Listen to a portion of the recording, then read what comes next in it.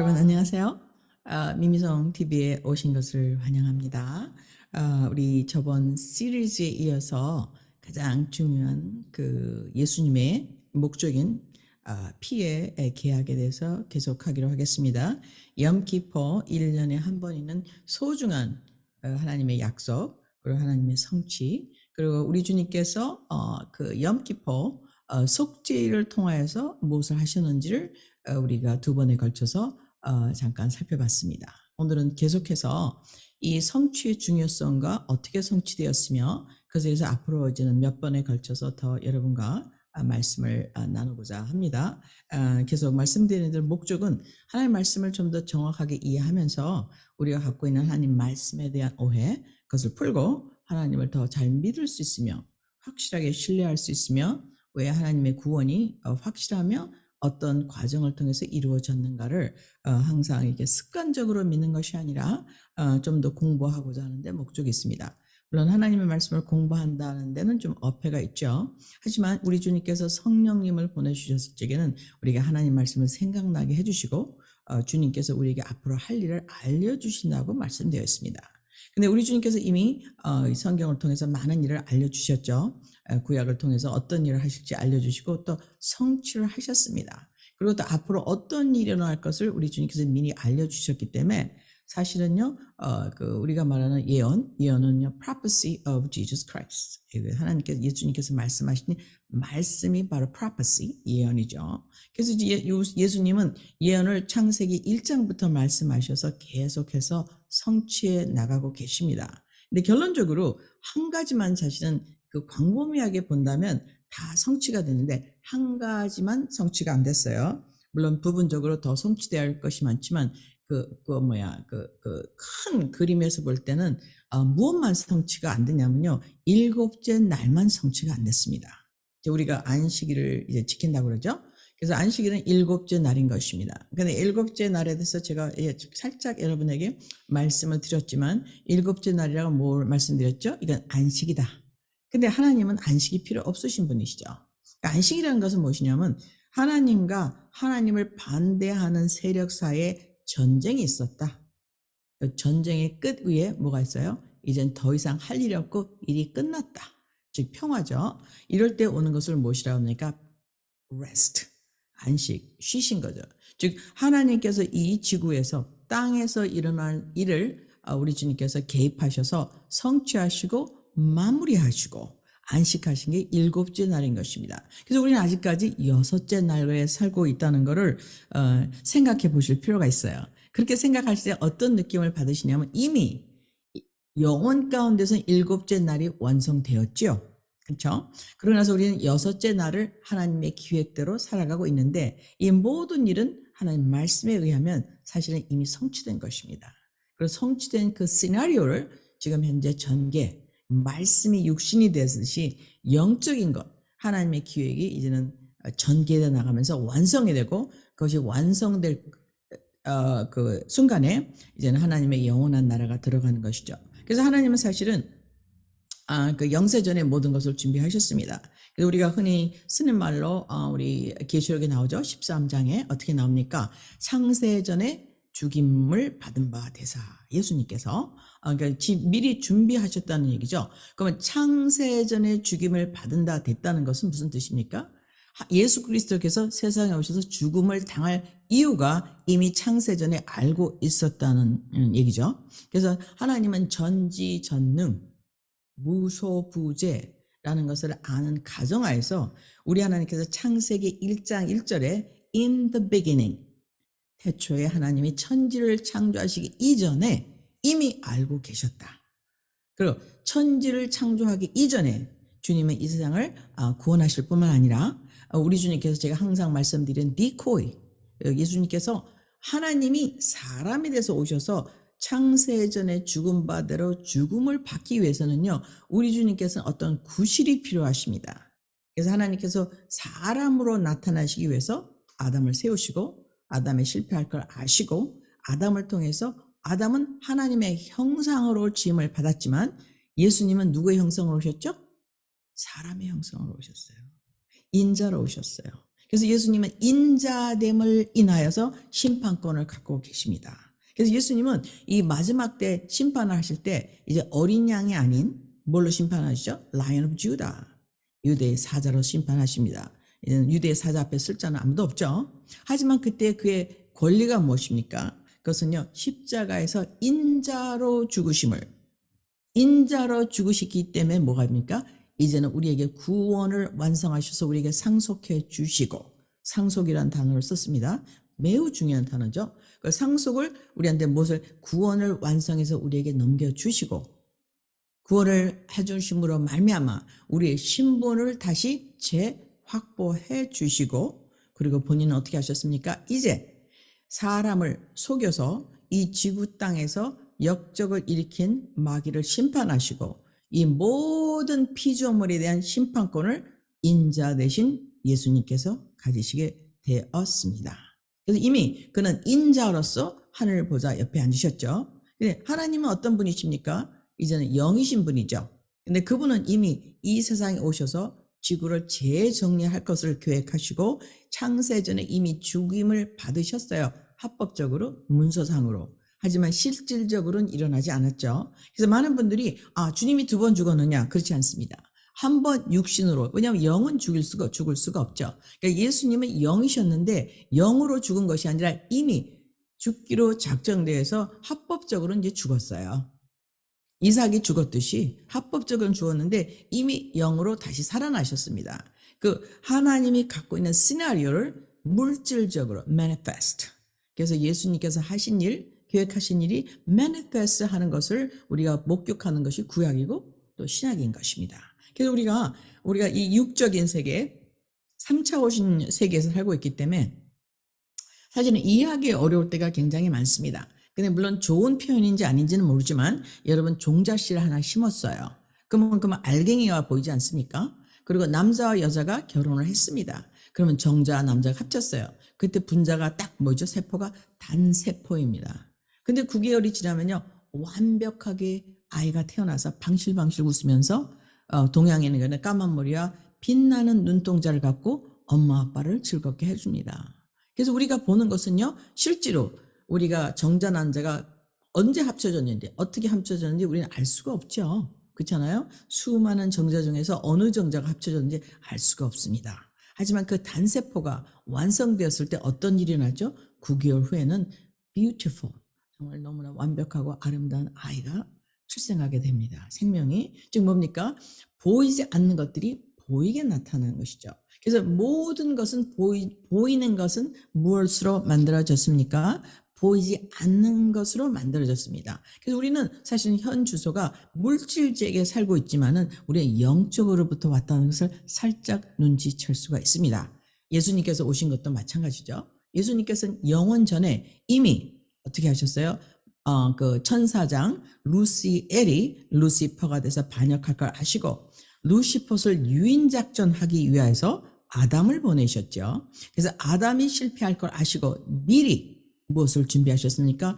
본인이 이 세상에 오셔서 모든 죄를 사실 뿐만 아니라 마귀의 모든 역적 행위를 심판하고 하나님의 뜻이 하늘에서 이루어진 것 같이 땅에서 이루어지게 하시고, 그게 무엇입니까? 하나님의 왕국 7번째 7일째 나라의 도래인 것입니다. 그래서 우리는 결론적으로 하나님을 믿음, 예수 그리스도를 믿음으로 말미암아 하나님을 속했을 때 결론은 무엇이죠? 우리는 구원을 상속으로 받습니다. 하나님의 나라를 상속으로 받을 뿐만 아니라 땅을 상속으로 받죠. 그래서 우리는 엄청난 상속자가 되는 축복이 언제 일어났습니까? 사실은 속죄일을 일어났어요. 속죄일의 완성인 십자가에서 일어났습니다. 그래서 이 일은 먼저요, 2000년 전에 이미 끝났어요. 과거 완료형이라고 제가 저번에 말씀드렸죠. 이것을 통해서 우리는 무엇을 배울 수 있습니까? 우리가 지금 세상에서 진화론을 가지고 우리가 엄마 아버지 태어나서 그전에는 원숭이였고 그전에는 파충류였고 그전에는 아메바였고 그전에는 존재하지 않았다, 이런 가설을 가지고 우리의 사람을 짐승화시키는 세대에 살고 있습니다. 그래서 우리는 하나님 말씀을 볼 때 나의 아이덴티티를 정할 수가 있습니다. 우선 우리가 한국인이고 여자이고 남자이고 몇 살에 몇 년에 태어났고 어떤 색깔일 걸 떠나서 우리의 근본적인 아이덴티티가 뭐냐? 우리는 하늘에서부터 왔다. 하나님의 생명을 받았다. 하나님의 영권을 받았다. 하나님이 우리에게 혼을 주었다. 하나님이 우리에게 육체를 주었다. 하나님이 그리고 또한 이 지구를 주었다. 그 지구의 평정권을 아담에게 주었다. 근데 아담은 실패했어요. 왜? 아담은 뭐니까 반역자의 반역에 동참했습니다. 그 말은 뭡니까? 에덴 동산에서 우리 아담이 거닐고 있을 때 완벽하게 벌거벗었으나 부끄러워하지 않았다. 그 다음에 뒤진 빠진 단어를 우리가 기억할 수 있죠. 성령님이 제게 가르쳐 주신 단어인데 벌거벗었으나 부끄러워하지 아니하였더라. 왜냐하면 하나님의 옷, 예수 그리스도의 영광으로 옷 입었기 때문입니다. 그래서 우리가 구원을 받을 때 예수 그리스도의 옷으로 다시 옷 입고 벗은 자로 발견되지 않기 위하여서, 그러면 이 영적인 개념이죠. 우리가 생각할 수 없는 거죠. 우리가 주님을 만날 때는 만나는 방법은 딱 하나인 것입니다.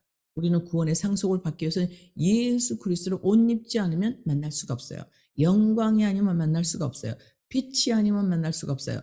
혈과 육은 하나님의 나라를 유업으로 받을 수가 없습니다. 그래서 우리가 엄마 아빠가 결혼해서 정자 난자가 합쳐서 아이가 9개월간에 아름답게 태어났듯이 하나님의 말씀이 씨가 돼서 우리가 안에 들어왔을 때 우리가 어떻게 태어나서 어떤 완벽한 영적인 존재인지는 우리가 상상을 할 수가 없습니다. 그래서 우리 주님께서 로마서에 이렇게 얘기하고 계시죠. 하나님이 믿는 자를 위해서 준비한 것은 아무도 보지 못하였고 생각도 하지 못한 것이라고 말씀하고 계십니다.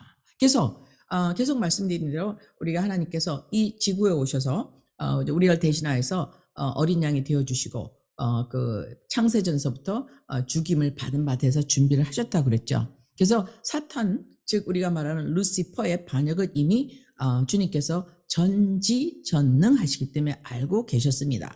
그래서 예수님께서는 미리 누구를 세웠죠? 이미 본인이 죽을 것을 준비하셨을 뿐 아니라 죽을 것을 이미 기록대로 다 준비를 하셨고, 그 다음에 본인이 오시기 위해서 디코이, 유인작전으로 무엇을 세웠다 그랬죠? 아담을 세웠습니다. 그래서 아담이 죄악에 빠진 것은 그냥 우연한 결과가 아니라 오 마이 갓, 아니 내 메신저 아담이 빠졌잖아.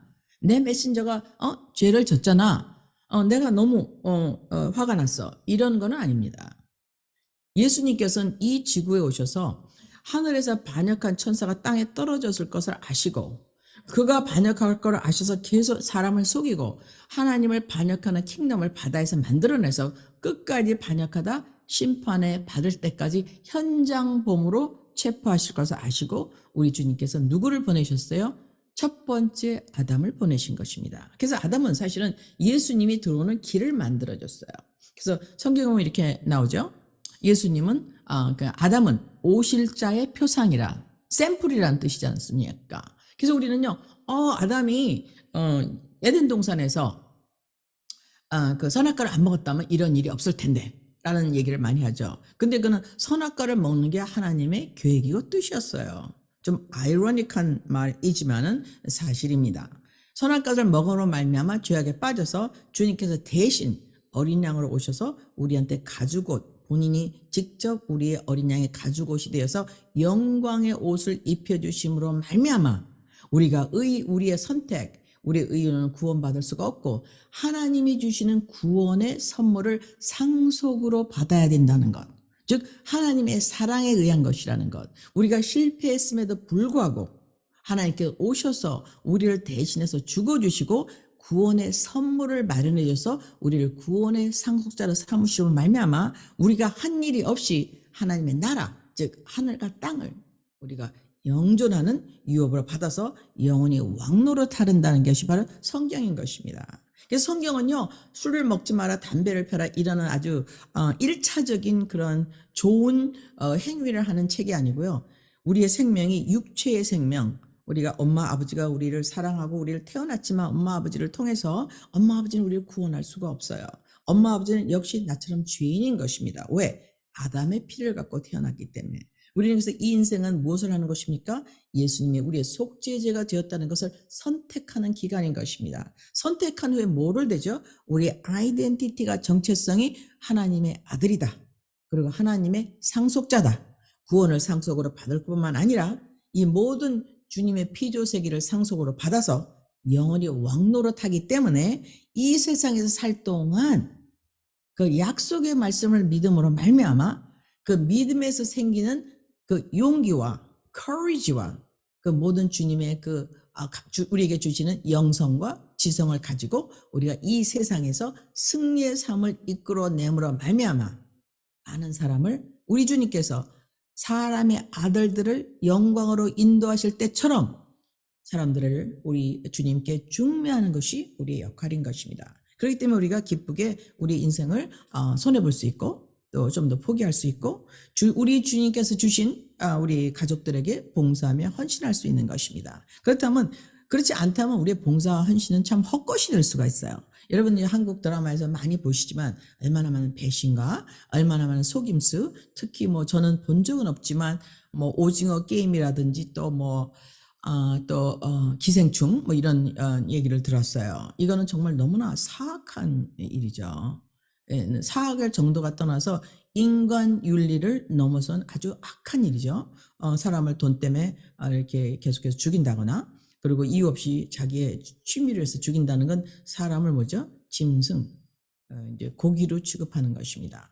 이런 엄청난 사악한 시도를 우리가 지금 시도 가운데 살고 있죠. 옛날에는 유교라든지 조상을 섬긴다든지 그런 도덕 가운데서 그런 일이 적었지만 지금은 굉장히 intensify 되고 있는 시대에 살고 있습니다. 즉 우리가 알고 있던 법, 사회법, 특히 이코시스템 무엇으로 되어 있습니까?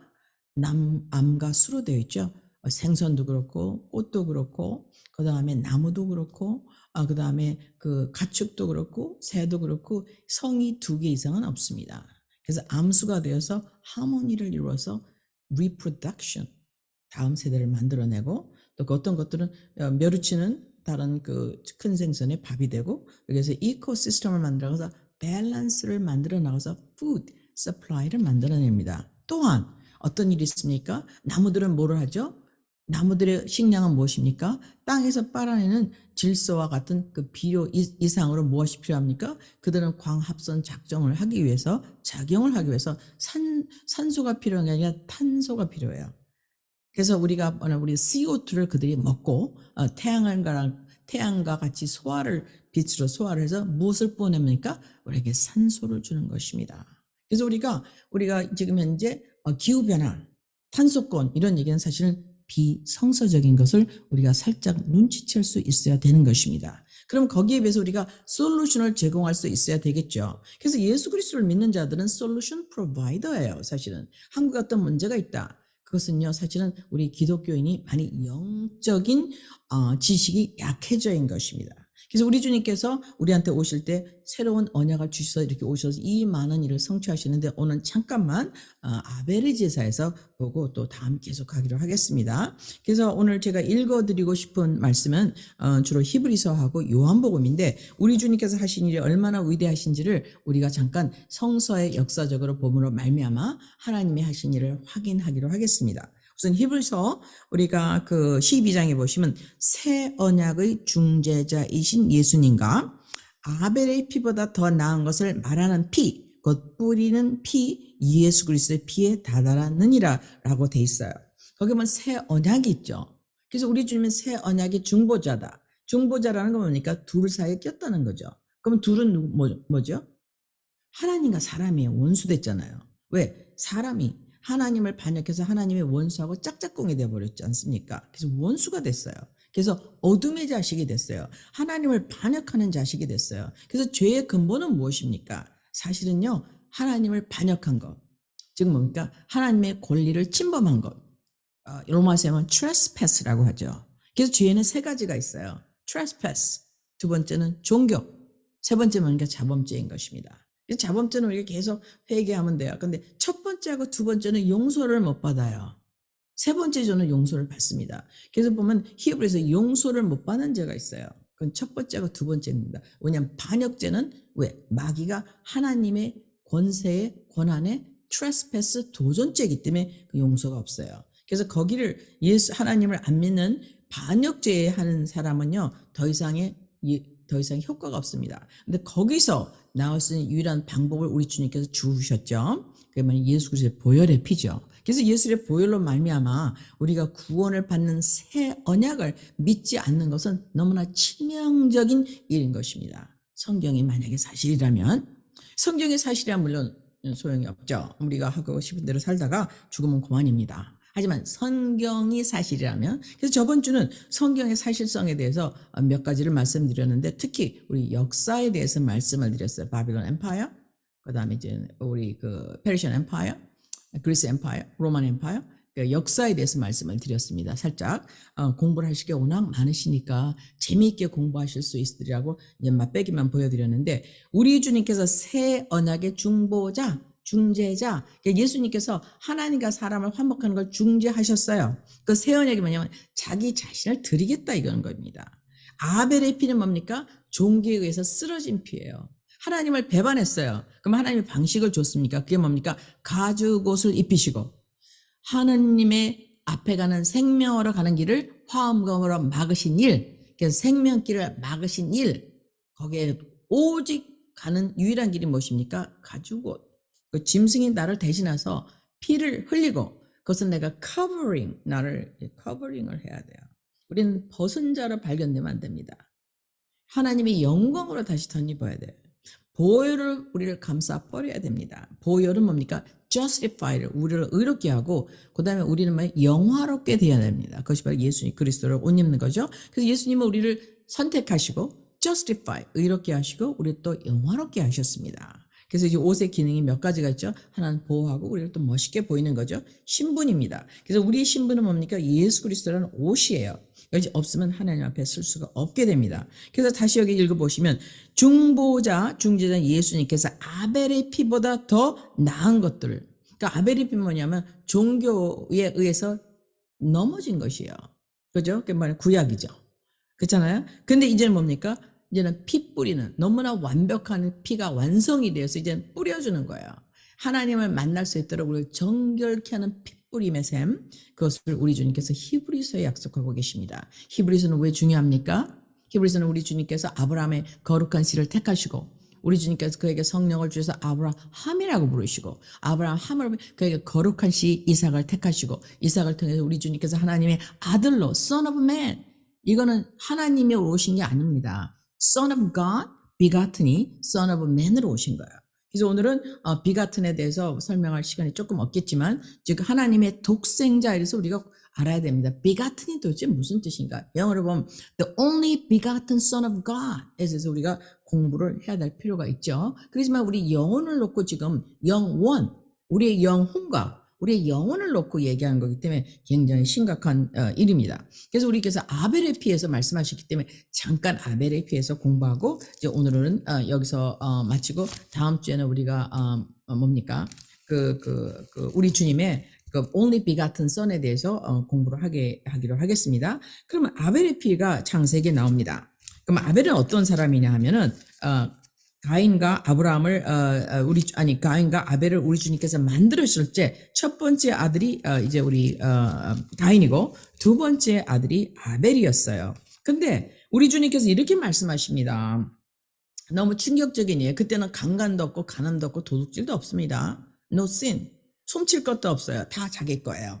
전 세계에 갖고 있는 사람 다 자기 겁니다. 근데 우리 주님께서 두 사람이 제사를 지냈어요. 한 사람은 양의 피로 제사를 지냈고, 딴 사람은 농산물로 지냈습니다. 하나님께 나아갈 적에, 그러니까 하나님을 나아갈 때 이미 하나님의 방법을 가르쳐줬죠. 야, 너랑 나랑은 지금 길이 막혔어. 생명으로 가는 길이 지금 화양검으로 막혔잖아. 그런데 네가 나올 길은 가죽옷을 입고 나오는 것밖에 없는 거라고 이미 샘플을 보여주셨어요. 언제까지? 내가 너 여자 사이의 원수가 돼서 내가 가서 너 사탄의 너리를 속인 자, 그래서 너의 생명을 뺏어간 자, 너 안에 있는 하나님의 생명을 뺏은 자 머리를 부수실 때까지, 부수뜨릴 때까지는 너가 가죽옷을 입으라는 게 하나님의 약속이잖아요. 그래서 이제 하나님께서 그렇게 하고 이들을 내보내시고, 이제 가인과 아벨이 태어나는데, 가인은 어떤 선택을 합니까? 이제는 자기의 종교를 선택합니다. 자기의 선한 행위로 하나님께 나아가겠다. 그리고 아벨은요, 자기 아버지가 한 대로, 본 대로, 받은 대로, 자기 아버지가 받은 게 뭡니까? 가죽옷을 받았어요. 그래서 뭡니까? 구원의 상속이에요. 가죽옷을 자기가 맹기는 게 아닙니다. 받았어요. 그래서 가죽 옷은 받는 것이라는 것을 여러분이 아셔야 됩니다. 그래서 우리가 주님께서 이거 7절에 이렇게 말씀하고 계셔. 내가 잘 행하면 내가 내 헌물을 받지 않겠느냐. 하나님이 안 받으신다는 얘기죠. 여러분 아무리 선한 행위로 받아주지 않아요. 그러나 내가 잘 행하지 아니하면 죄가 문에 엎드려 있느니라. 성경에서 죄라는 말이 처음에 나옵니다. 죄의 열망이 내게 있으리라 너는 그를 죄를 다스릴 것이니라 하시니라. 그래갖고 열받아서 아벨을 죽여버렸어요. 그래갖고 이제는 종교가 이겼습니다. 그래서 지금 현재 그런 현상을 보고 계시죠, 여러분? 그래서 나중에 예수님께서 오셔서 무슨 말 하십니까? 사가랴의 피에서 아벨의 피에서 샤가랴의 피까지 이 세대에 돌아가리라. 왜 아벨의 피입니까, 여러분? 왜 아벨의 피일까요? 이게 중요한 얘기입니다. 저는 불교를 믿었기 때문에, 미신을 믿었기 때문에 이런 데 관심이 굉장히 많았습니까? 하필 왜 아벨의 피일까? 아벨의 피서부터 창세전까지 다 이 사람들한테 돌아갔는데 너무 심하다고 생각했어요. 그럼 아벨은 무엇입니까? 바로 뭡니까? 하나님의 약속을 믿은 자들의 피서부터 지금까지를 누구한테 블레임합니까? 모든 전과가 누구한테 갑니까? 종교한테 가는 것입니다. 그래서 아름다운 종교를 할지라도 예수 그리스도의 피가 아닌 것은 하나님과 대적하는 일이라는 것을 아셔야 되는 것은 매우 중요합니다. 그래서 이 속죄일을 맞이해서 여러분 우리 죄에 대해서 다시 한번 설명을 해드리고 왜 어린 양이 오셔야 되는가 그것에 대해서는 다시 한번 우리 only begotten son 하나님의 독생자 예수께서 하신 일에 대해서 다음에 하기로 하겠습니다. 여러분 또 들어주셔서 감사드립니다. 다음 주에 뵙겠습니다. 할렐루야 감사합니다.